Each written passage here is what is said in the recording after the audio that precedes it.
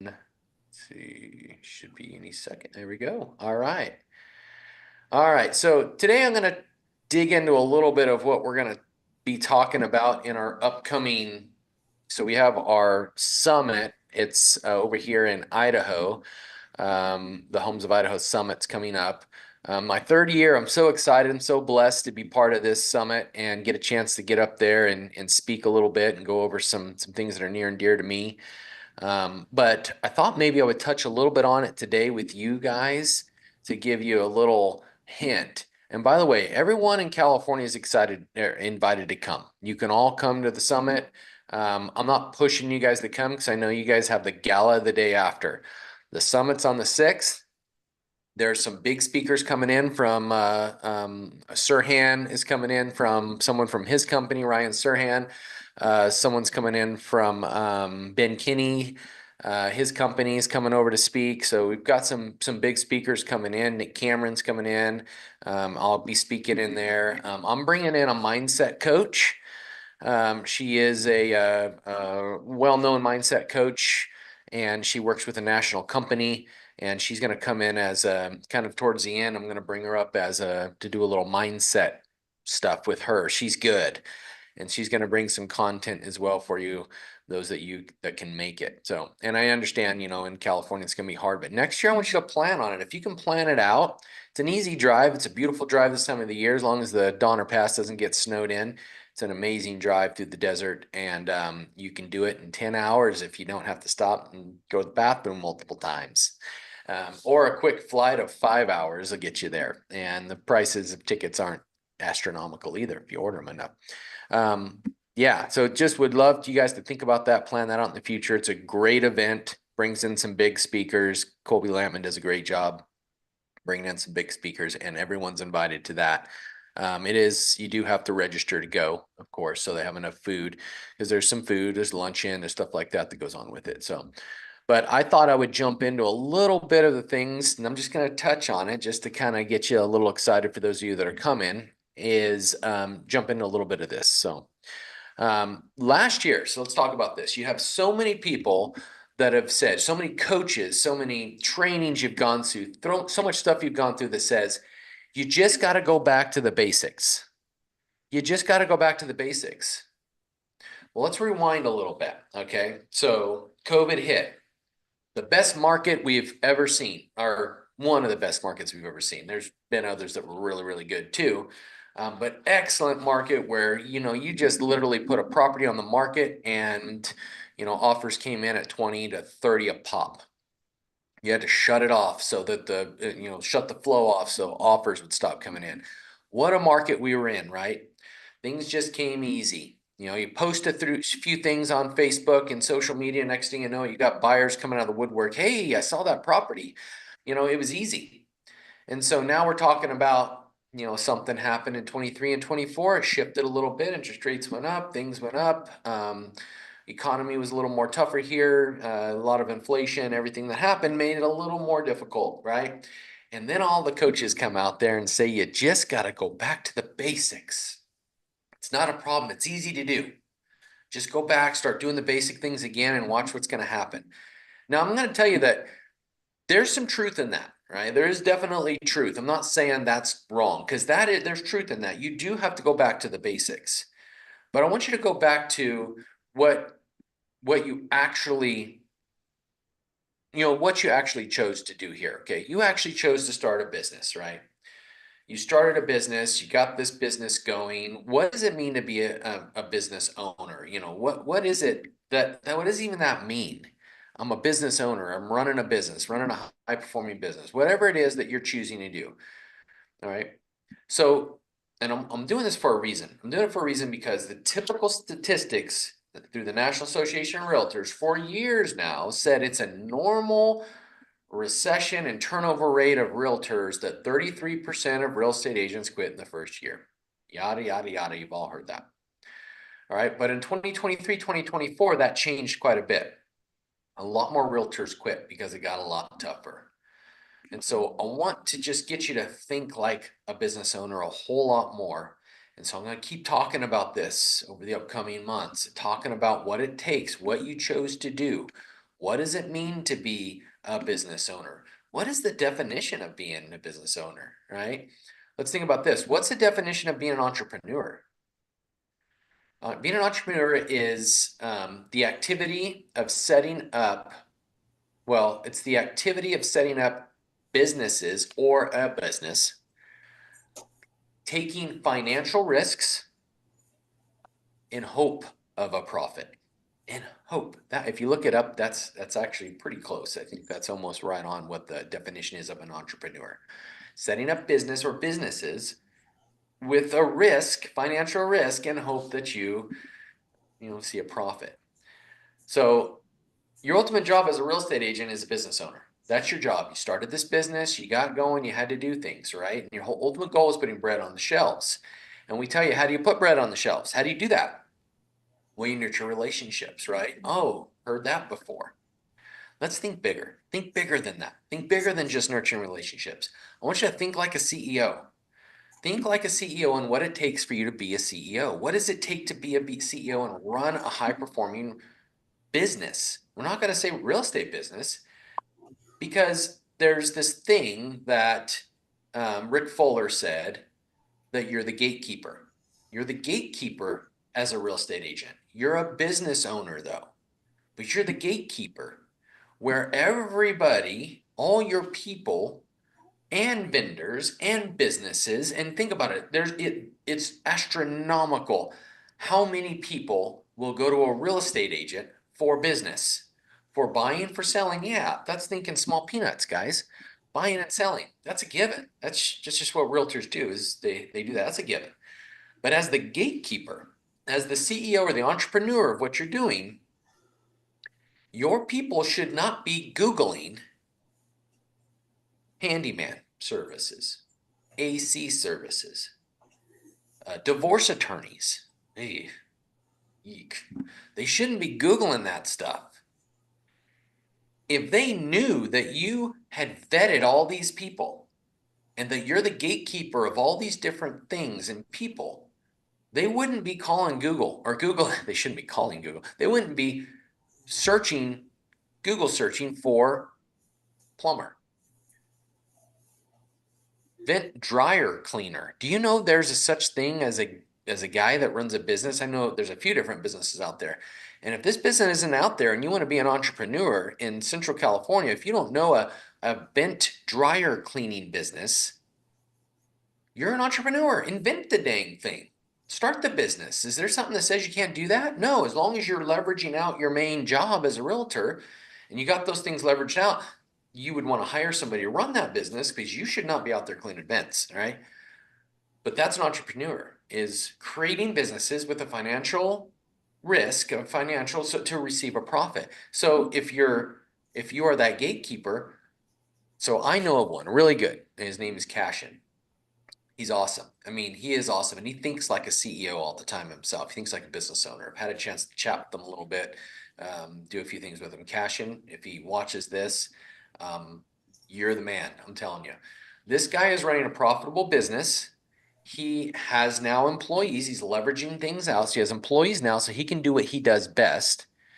He goes to business networking groups to meet other businesses. He's nurturing himself, or nurturing himself. He's promoting himself to real estate agents out there because why?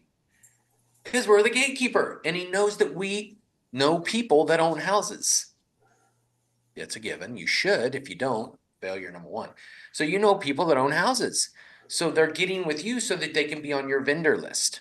They can be the one that you refer. So when people call, because they expect you to do your job of nurturing relationships with people and talking to people. These vendors that harass you, insurance agents, lenders, escrow officers, handyman, contractors, all these people that call you and say, hey, keep me in mind, they expect you to do your job of nurturing relationships with people.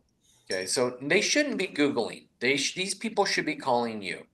So first step first in building a real estate business in 2025, if you haven't done this yet, you should create your vendor list. Now let's think like a CEO now. Do we just create a vendor list and start doing it? Like I've got a really good one I've worked for over the years. Like I've started mine years ago. We're talking 10 to 15 years ago, probably close to 15 years ago it started. It was 15 years ago it started. Shoot, I've been doing this a lot longer than I always keep forgetting. So about 15 years ago when I started that dang thing, and now it's packed full. And now I have a second one when I moved to Idaho to a second vendor list over there. Now that's just a Google spreadsheet. But let's think like a CEO. Where do we put that? We put it on our website. So Rick Fuller, excellent real estate coach, he's created on his website called Rick's Pros. And under Rick's Pros, it shows all his pros. People will pay to be in his pros list. Vendors pay him money, cash money, to be in his vendor list. Okay, cash money. So to be in their vendor list, you're now being paid as the CEO, as the gatekeeper, to create this list. Why would someone pay you? Well, thinking like a CEO, I got to promote this list. Ding, that light bulb should be going off. How do you promote this list? Well, I'm making calls to people all the time. Am I asking them all the time the same old question? This is where we go back to the basics. What's the basics? Door knocking, open houses, and calling your people and reminding them you're a realtor. That's the basics, right? Okay, but when you're doing that, are you doing the same all the time? Or now are you saying, hey, I just sent you an email right now. These are some of my vendors that I highly recommend. I'm going to highlight one that I recommend that I was chatting with this week. And by the way, I only vet the best of the best. These are people that do a great job. So I'm always going to give you two or three of them. Never just going to give you one because they did a great job over here, but then, over here they may not. So I want you to talk to a few different ones. But I'm going to highlight one right now. Just talk to Joe. He's over at top of the line electric company, and he's an excellent electrician. He's been focusing on some solar projects too. So if you need solar quotes, Joe would be great. How are things going around the house? Anything you need? Are you letting them know that you're the gatekeeper? Is there anything you need? Just know there's no reason to Google. You can say that. There's no reason to Google. I've got so many vendors that I've vetted over the years. And by the way, some get knocked off my list because maybe they didn't keep up. And so they get knocked off and say, do that. So as the gatekeeper, now you have more reasons to call. You have more reasons to reach out. You have more reasons to remind people. So now are we going back to the basics of calling? Yes, but we're thinking bigger. We're thinking that we are the gatekeeper running a business here. So you heard what I said a minute ago, making money off of these vendors being on your list. If you do it right, you create a great vendor list that you're promoting to people and you're giving referrals to people, you're now like the broker for contractors. You're the Angie's List. These people are paying you to be on it. What is Angie's List? Does the public pay to get on Angie's List? I don't think so. Who pays to be on Angie's List? The vendors. The vendors pay to be on Angie's List. That's who pays for it. Who pays to be on Zillow? The realtors, not the public. You see what I mean? So you're that gatekeeper. Everyone should be coming to you. Shouldn't be going to other places. So it starts with business to business relationships, starts with creating those relationships and then creating opportunities. But you've got to go back to that basics where you're promoting it to people.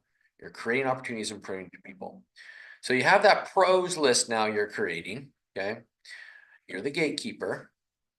We remember the bad words. You got the procrastination settling in. So now you got a reason. Don't procrastinate. Start it now. Put it on your calendar. Do what you need to do. Start it now. Start calling these vendors. Start setting up coffee appointments. Start setting up opportunities for them to come to your office so they see you're professional. Show them your vendor list. Talk about your idea. I had a guy call me last year and he said he's just a random guy. He's not a business owner or anything like that. He's an entrepreneur. And he said, hey, I'm putting together this social page and it's going to be all for vendors. I only want one of each thing on there. So I'm looking for a real estate agent. Are you interested in being on there? I said, is there any cost right now? Nope, not yet. I'm just trying to fill it up a little bit. I said, okay. He said, but over time, to be able to stay on the list, there will be cost. Okay, no worries. If it's free for now, put me on there.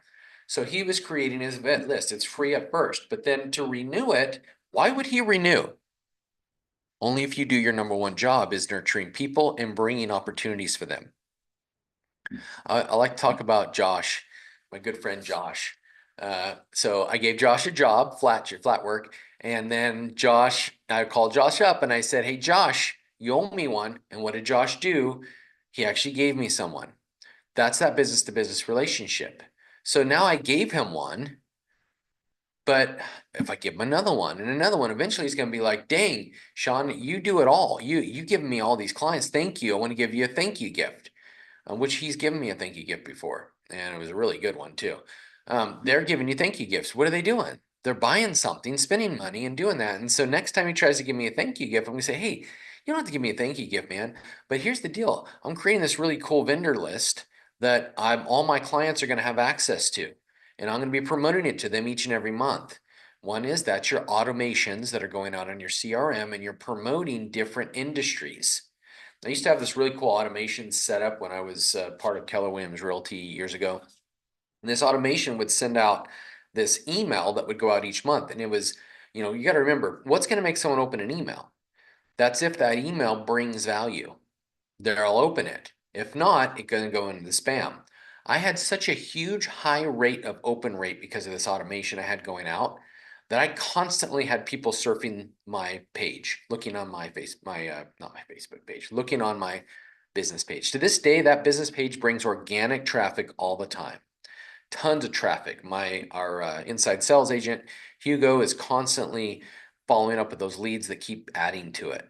I think I've told you guys before that, I showed up to a tire shop in a local town, and the guy, I had a logo on my shirt, and he goes, "I use that website." And I'm like, "You sure it's this one?" "Yeah." And he pulled it up on his phone and showed it to me. By golly, it was my dang website. But I always go back to a lot of that started from those automations. So this automation was just a simple little card that it looked like a card, but it was in an email, and I could actually send them out in the mail too because they could be mailers. It was a really cool automation. And this card said, "Did you know?" And that was it in the subject line. And then that made people want to open it. And when they would open it, and then after a while, they were like always looking forward to the next "Did you know?" And so the next month, another one would come out. "Did you know?" And when you opened it, inside of there, it gave a little DIY tip around the house. I remember one of them was how to get paint spills off. I can't remember what it was. Another one was using dryer vents as a dry erase to erase things off of walls. I've never tried it. I don't know if anyone's ever tried that, but that was one of them. Every month there was a "Did you know?" email that would go out. And what would happen was it would give you the DIY, but then down below it'd have some listings for sale. And it would be pulling them from the IDX feed from the MLS, and then people would click on them. Next thing you know, they're surfing on my site. And then sometimes people would like forward that to say a husband or a sister or something like that. Now I got someone else registering on my site, and on and on and on. So those are the things that you've got to do. And what is that? What was I doing? Well, basically, I was just promoting little DIY things around the house. That should ring a bell, showing you how important it is to be that gatekeeper, the vendor list, the things that you need to be able to promote to your people. That's the goal. Is to nurture more relationships, call more people. So you've got to have a reason. You got to provide value. And 2025 is more important than ever. You went through 2 tough years, right? You did the same old, same old. Some of you guys did really well. What did you do that was really well? Well, I would say that probably had to do with nurturing relationships. Some of you may not have done really well. Okay, well, what did you do different? You took in the advice, you listened to coaches telling you what to do, and the next thing you know it, you just did the same old, which was probably not nurture relationships. Why? So this is an important task. You got to think like a CEO, you got to think like a business owner, and stop thinking like I'm just here to sell real estate, because that's a given. That's part of the job. But that's not going to happen if you're not providing a value to people. And so in 2025, my suggestion is to provide value. Have a goal, wildly important goal, going back to 4 disciplines of execution. Having that wildly important goal, focusing on the lead measures. What are the lead measures? Well, the lead measures are what you make. It could be business to business relationships, should be one of them. Online presence is another one, right? That's been there for a long time, but maybe we need to change that one up. Okay, online presence. What does it truly mean to have an online presence? What can I do to change things up and do things a little different to have a better online presence? I need to think different than someone else. Doesn't mean you, why don't you go and look at what some other industries are doing and stop looking at real estate agents? You want to be different than those real estate agents. Think like a CEO, think like a business owner, think like an entrepreneur, creating things, inventing things. Steal a design that another type of company is using. Maybe go look and see what some insurance agents are doing to promote themselves.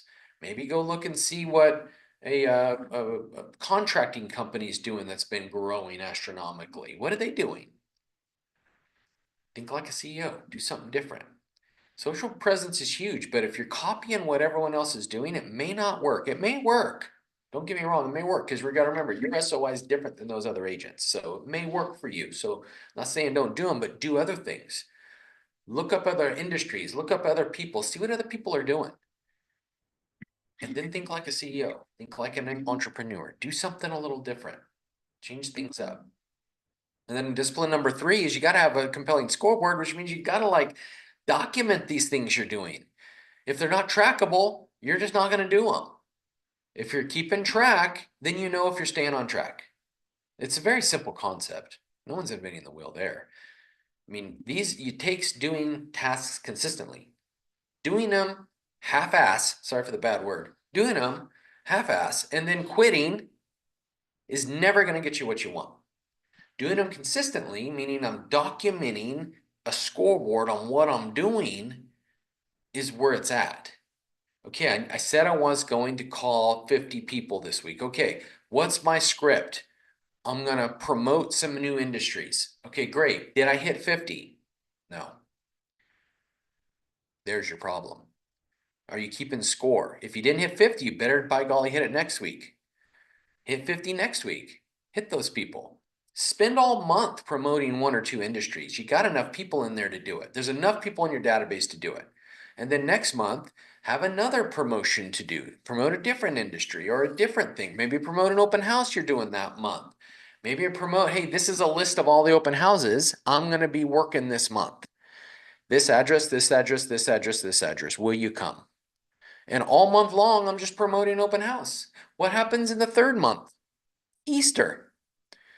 Hey, we're going to put together a little get together at the office. Does everyone want to come? Yeah, great. Okay, who wants to come? We used to get Renee Jansen to put a rabbit suit on. I bet you she'd still come into a rabbit suit if we asked her to. Spend her a little money. She still got the suit. Have her come out on a Saturday or Sunday or whatever, and we promote it. We'll pay her a little money to go do it. Make it worth her time. Great. Let's do it as a team. Everybody show up. Okay, what do we got to do now? Uh-oh. We need to keep a scoreboard and call enough people to show up. That's been the fail every year. Every year we did those things. The problem is nobody was calling and inviting their people. It could be a flippin' mass text message. I don't care, but nobody was even doing that. You've got to promote it, guys. You've got to invite people. That's the one thing in any business. Doesn't matter what business you're running out there. You shouldn't be in business if you're afraid to call people. If you're afraid to talk to people. You gotta nurture relationships. You gotta call them. What happens in month 4? Now we're in May? Is that right? No, March, April. Or am I off a month? What month is Easter? April. so, so some of you are muted. But anyway, sometimes it can be March or April, depends could be on, March. right? Yeah. Yeah. Depends on where it toggles, right? So anyway, so that's that one. Now we have the next one. We have April. All right, what happens in March? It has what, Valentine's Day. We're promoting Valentine's Day. April, May. What's going on in May? I think we start getting into some really cool holidays where we can enjoy celebrating some veterans. 4th of July is coming around. What are we promoting that month for people? There's plenty of things to call every month the same person over and over again. You can't say I called everybody, now what? You can't do that. You got to call them again and again and again. But you got to like literally think like a CEO and think like, okay, there's enough people. We're doing this. We're not going to just fake it. We've got to like do the work. There's a financial risk. If you don't do it like an entrepreneur, you're gonna find yourself not profitable in the end. Okay, so 2025 is a different year. We got to think like a CEO. We got to think like a business owner. We gotta get our mindset right and do a mindset check. Make sure we're in the right place. Make things happen, guys. It's not going to happen unless you do it. You're the owner of the business. Remember, I'm not a real estate agent. I'm a business owner. Got it? Yeah. Love it. Quick question, Sean. Yes, sir. Hey, so I called one of these stupid Facebook things, and it was this company that's offering to put you on voice search stuff like Siri, Alexa, Google, all that. One of their pitches is that more people are using voice search now than they are other manual search methods. Whether or not that's true, I don't know. Don't do it. Don't do it. Okay. It's all a skit. Yeah. Is They it call garbage? 100 times a day, and it's just you're wasting money. Don't do it. All right, cool. That was the question I wanted to hear, right? Yeah. Is it sounds decent, but I mean, I don't know enough about the tech side of that to whether it's going to be viable or not. No one's going to look for a real estate agent just saying, "Hey Siri, show me a realtor in Boise, Idaho." They're Right? going to, Yeah. yeah, Okay. Good. yeah. Don't Awesome, do it. Tyler. Awesome, Tyler. Awesome. Thanks. Thanks for the tip, Oh, brother. man. No, I was on the road for about 45 minutes, and I talked to one who said they were not going to take my money because I said I wasn't going to pay anything, and it came down to the very end where they wanted money. And I said, "Well, here we are. I told you I wasn't going to pay." Right. So. That's exactly where we were. I said, nah. I said, I'm not ready to do that yet without some more research. And so, No, yeah, don't do it. This is the only thing that it's good for. Hey Siri, where's the Cardozo Real Estate Group office?